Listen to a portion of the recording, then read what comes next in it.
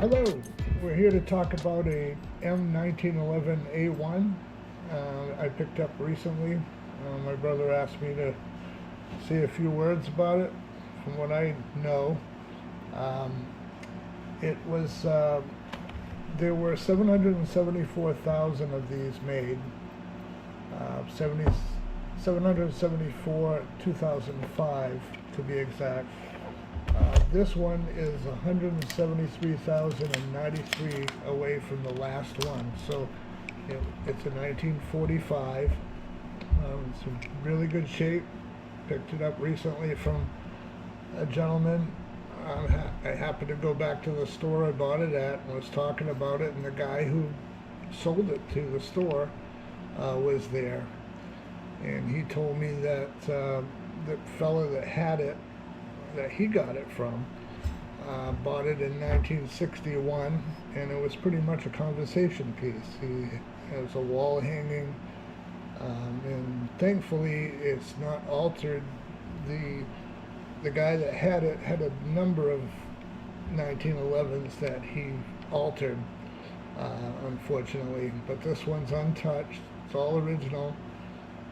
It's got the high standard marking on the link, who was making the barrels for them. Remington Rand has nothing to do with Remington Firearms. It's Remington Typewriter Company, actually. And so they were contracted to make these to help with the war effort, which is pretty impressive. Similar to the M1911A1 carbines, which you had a number of companies making parts for. The finish work on it is rough. They were interested in getting these out to the military. They didn't care about highly polished frames and all that stuff. We have fired this weapon. It's fantastic. It shoots great. I absolutely thoroughly enjoyed shooting this. And the machine marks that he's mentioning, you'll see on the close-up photos at the beginning of this video. You'll see tool marks on the front here, and also where the hammer is. And it's okay to point it at him because I just checked it. It's been checked many times. I know a lot of you get nervous, but especially when you point it at the camera, people get nervous. And they don't seem to understand that it's just a camera sitting on a tripod. There's nobody behind it. But anyway, these are the original keys, grips, and we have the stamps and marks on here, which in the photos at the beginning of this video, because I know that's what I'm going to get asked about the most. Does it have this? Does it have that? And as he mentioned, it has the HS on the barrel lug, and also P on the other side, which I don't know what that means, but I'm sure somebody will. And yeah, comment down, comment if you know what that P is. There are other marks on here.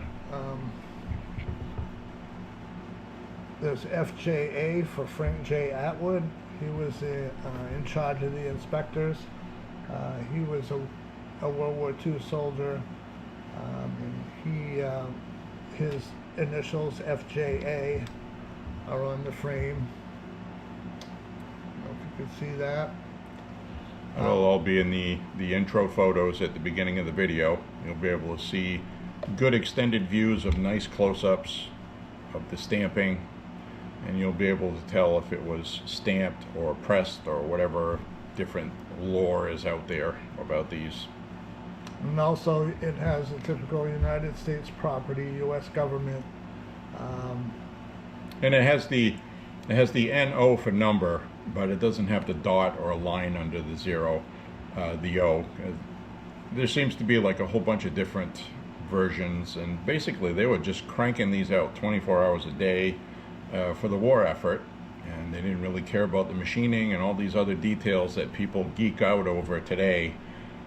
They were just made for a purpose. They had to get them out there, and did what they had to. If they ran out of barrels from HS, they send a messenger over to Colt, give him a call, say we need some barrels. Colt would send some barrels, and everybody just coordinated together for the war effort. So there's no real method to their madness. They just had to get these out in the field. The country pulled together then, unlike today, sadly in some instances. Also, the letter stamping, sometimes I've seen there's no space between the words, and sometimes the letters are out of kilter with each other because they were stamped individually. Oh, They're not uniform.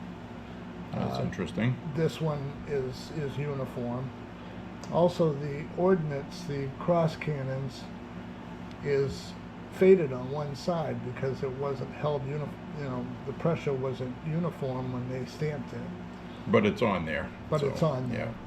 Yeah. And As far as I can tell, and I'm no expert in these, but I've watched enough videos on these and read enough about them, and I also have a 1911 book. As far as I can tell, that pistol right here is entirely all original, which is a rarity in itself, because a lot of times after World War II was over, they rebuilt some of them, put new hammers, new triggers, shipped them off to be used in Korea, and then they did the same thing for Vietnam. And Vietnam era 1911s very commonly are not all original. They've been mashed together from, just for a war effort. So it's kind of interesting when you run into one that is obviously all original, and it's barely any wear on this at all, which is really astounding, and it shot very nicely. the sights are very minimal on it, and a lot of people will complain about it. But to me, I like it because there's only one way to look at them. Yep.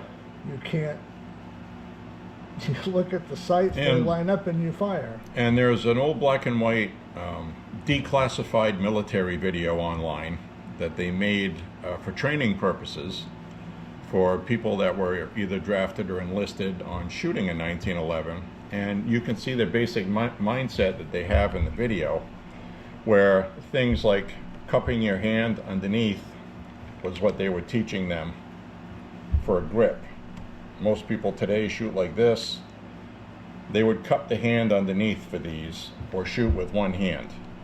And in the video, you can see where they're crouching down, and they're teaching them how to shoot center body mass without using the sights.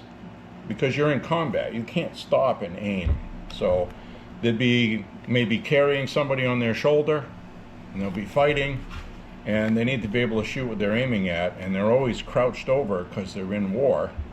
And this black and white video that's on YouTube, public domain, it's easy to find, shows all of these techniques that they were teaching them, and you can fully grasp why this was designed this way and why they added this mainspring housing after World War I for that reason.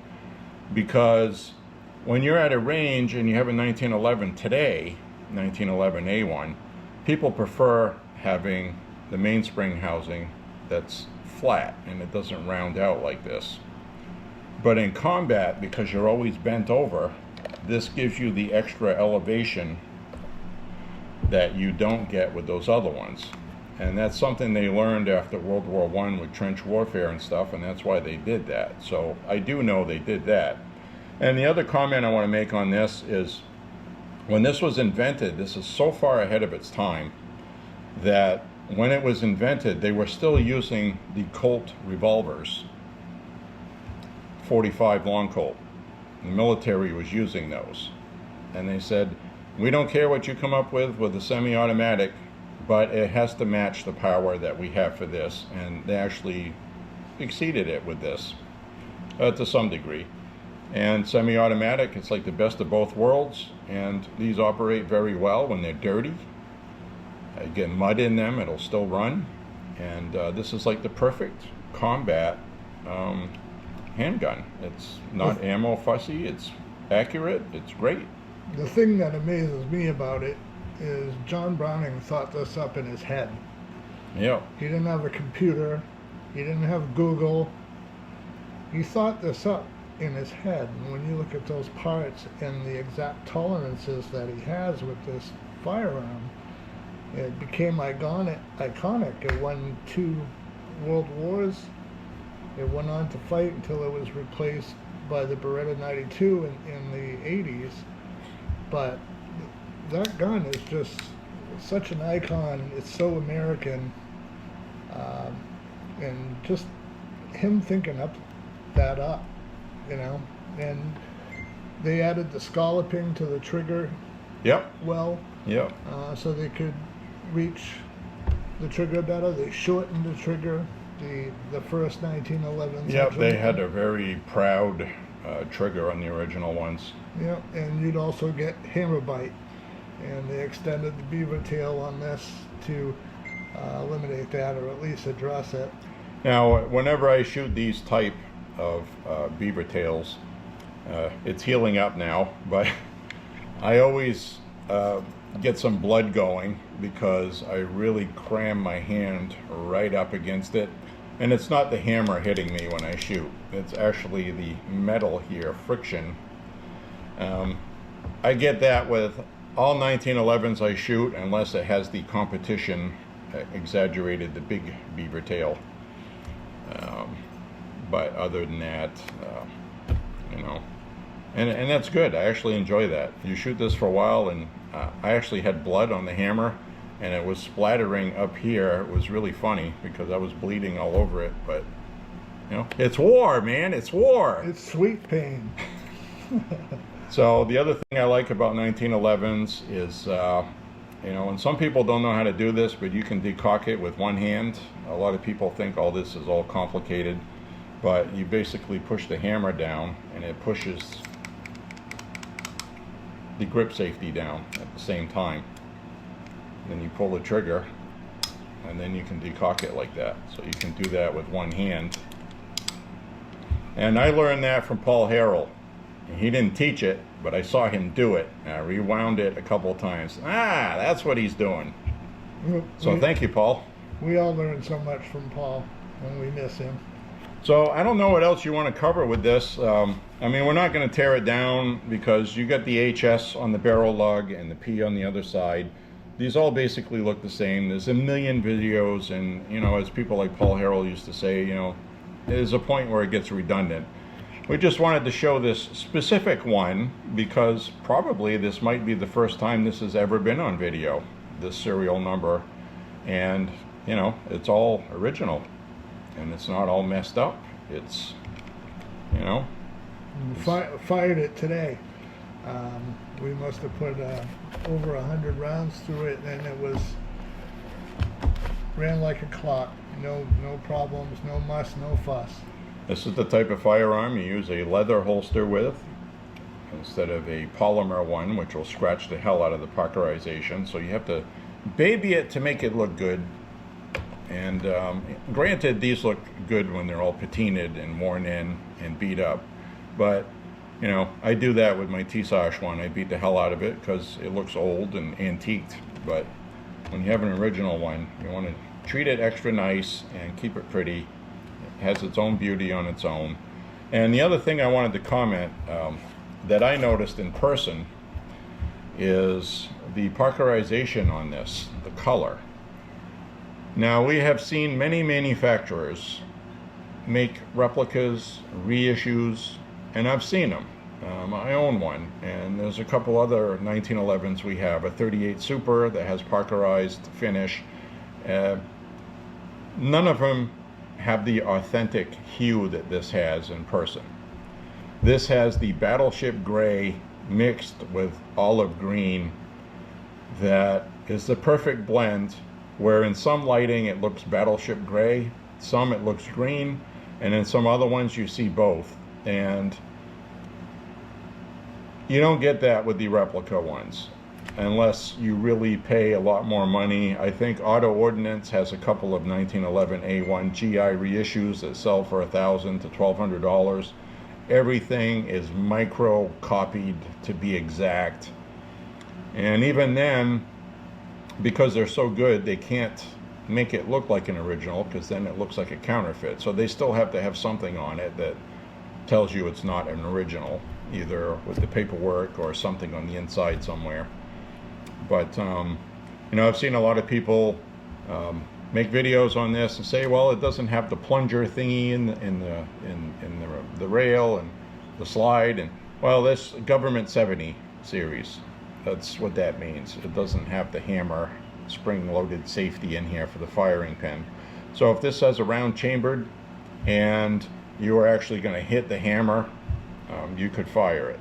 On modern 1911s with the government, not government, but the 80 series, you got the plunger with the spring safety in there that prevents that.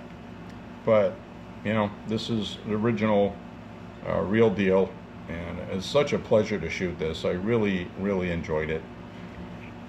And a lot of the replicas don't get things right, like the ejection port.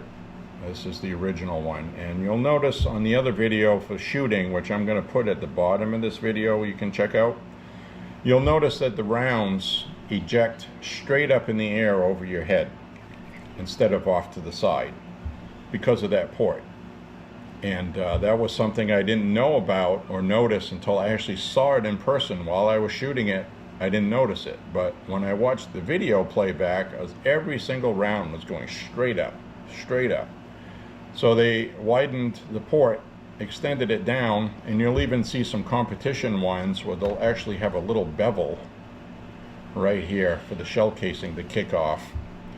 So things like that are important, and the original real deals have that, and the modern ones don't, and it's just authentic. Another one's the lanyard loop.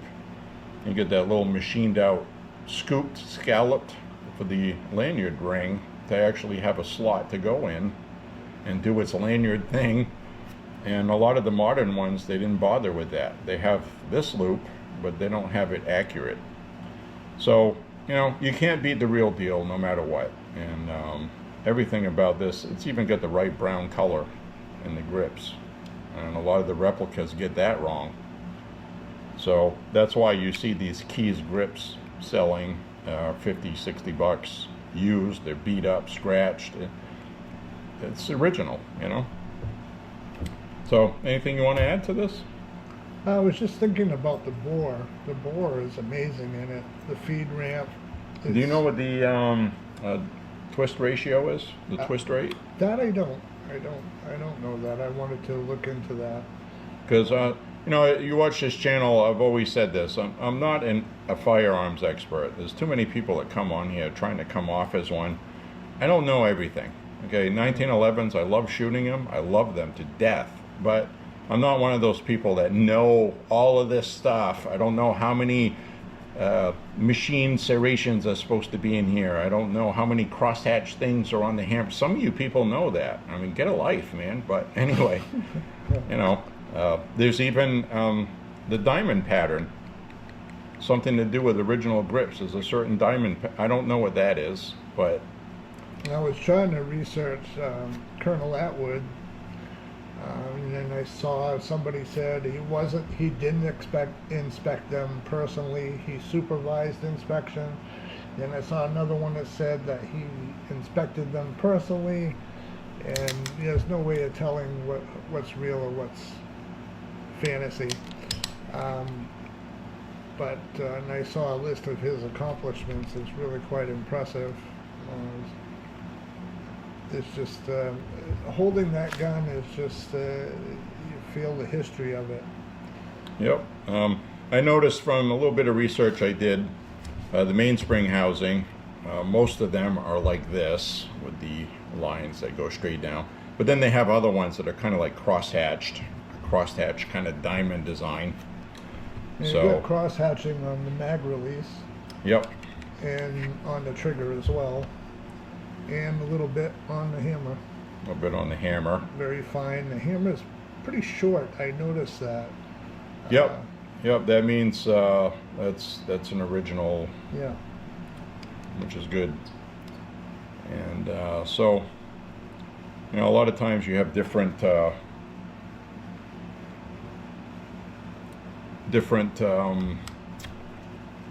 on the slide lock, There'll be different versions of, some will have straight lines, some will be like cross-hatched.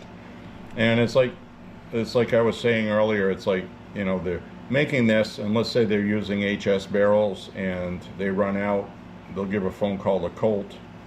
Colt will send over some barrels if they have them. The whole point was to get these out in the field for combat. And so a lot of these parts are interchanged with other companies, but it's all original, if you know what I mean. That gun too, you know, I have a Walther P38, and I've seen Nambu pistols, Japanese Nambus, and I can't imagine, even with the P38, which is a fine gun, trying to combat a 1911.